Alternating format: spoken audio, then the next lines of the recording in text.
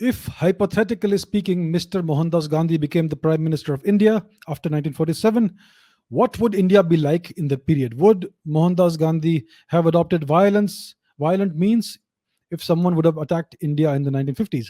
See, Mohandas Gandhi was against having an army. Mr. Nehru was also against having an army. He wanted to disband the army. So Mr. Gandhi, see, here's what Mr. Gandhi wanted for India. Mr. Gandhi did not believe in democracy, FYI.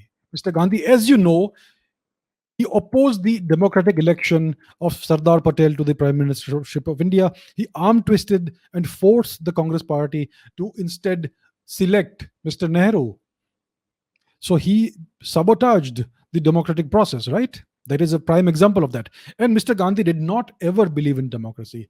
So the kind of system that Mr. Gandhi wanted for India after independence is called Gandhian trusteeship. So according to Mr. Gandhi, what he wanted was that wealthy people should be trustees of trusts that looked after the welfare of the people of India who should remain in poverty. So he did not want industrialization in India.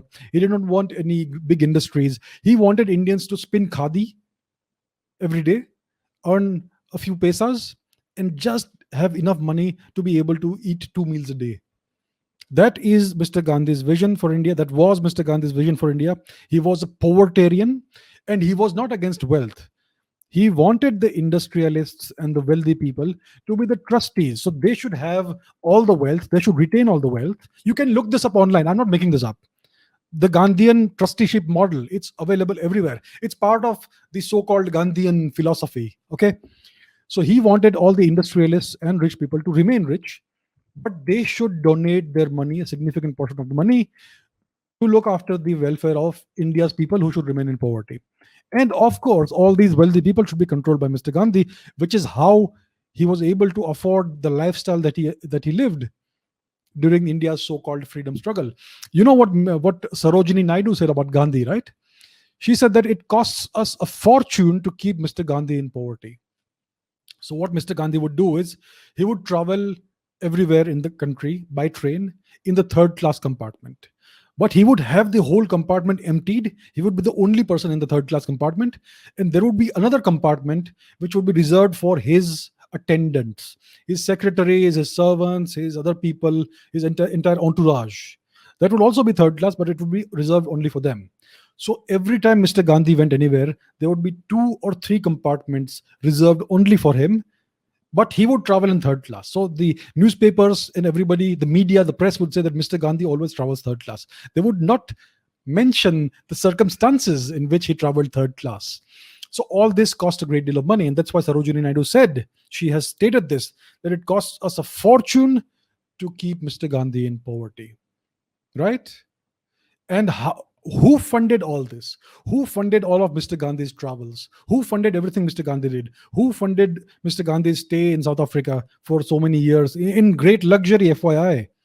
And especially after he came back to India, who funded all his activities?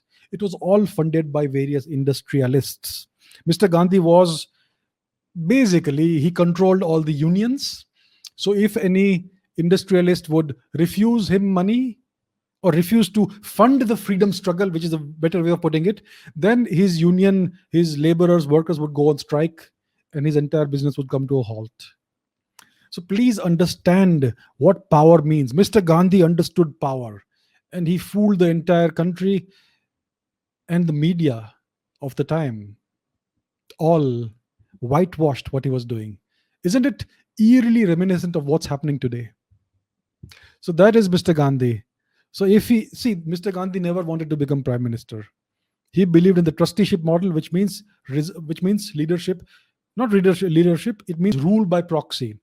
You appoint a prime minister, but the prime minister will be controlled by you because you actually have all the power. You are the real source of power. You can dismiss a prime minister anytime you want.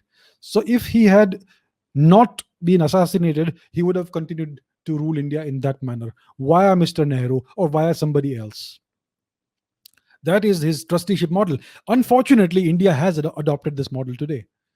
Today, you have chief ministers who are appointed by somewhere else. Isn't it? You have these political parties in which somebody has all the power, but they appoint somebody else as a chief minister. And the chief minister is merely a figurehead or a puppet. And you have even seen that with the prime minister of India. So this is all the legacy of Mr. Mohandas Gandhi. So that's the deal.